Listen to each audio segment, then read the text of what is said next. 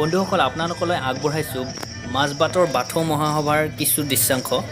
এয়া আপোনালোকক মই আগবঢ়াই লৈ গৈছোঁ এক্সিবিশ্যনৰ ভিতৰ চৰালৈ। আহকচোন।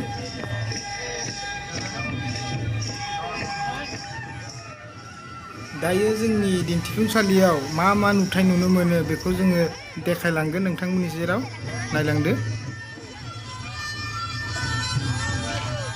চাওকচোন বন্ধুসকল, ইয়াতে কণ কণ ল'ৰা ছোৱালীসকলক আকৰ্ষিত কৰিবৰ কাৰণে কিছু আমি দোকানসমূহত কিছু আকৰ্ষণীয় বস্তু দেখিবলৈ পাম আৰু লগতে বিভিন্ন ধৰণৰ আপোনালোকৰ এই এক্সিবিশ্যনৰ ভিতৰ চৰাত প্ৰৱেশ কৰাৰ পিছত আপোনালোকলৈ আগবঢ়াব বিভিন্ন ধৰণৰ খোৱা সামগ্ৰী আৰু চাওকচোন আহকচোন আৰু কি দেখা পাওঁ আমি। बेहाय जोंनि गावनि गाननाय जोमनाय बर' हारिनि सिनायथि नुनो मोन्दों आरो बायदिसिना गथ'फोरनि बायदि फानग्रा जिराद नुनो मोन्दों आरो लोगोसे बर'नि दख'नाफोरखौबो जोङो गाजा गोमजायै नुनो मोन्दों। लोगोसे गुबुन जायगानिफ्राय फैनाय हटेलबो नुनो मोन्दों, रेस्टुरेन्ट नुनो मोन्दों।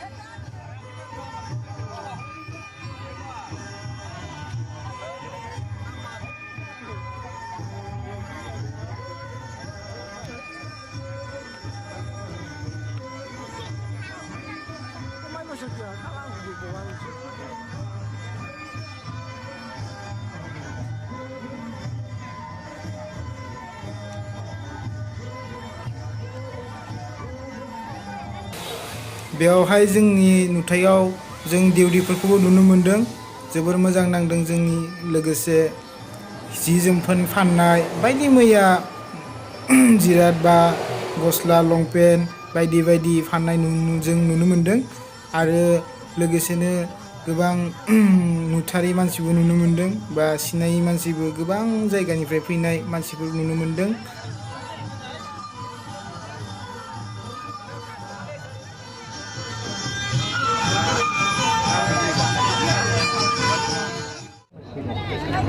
आथिंजोंनो माइरं जावनाय, आथिंजोंनो रुटि भगवान ने बोले दो पार से एक हाथ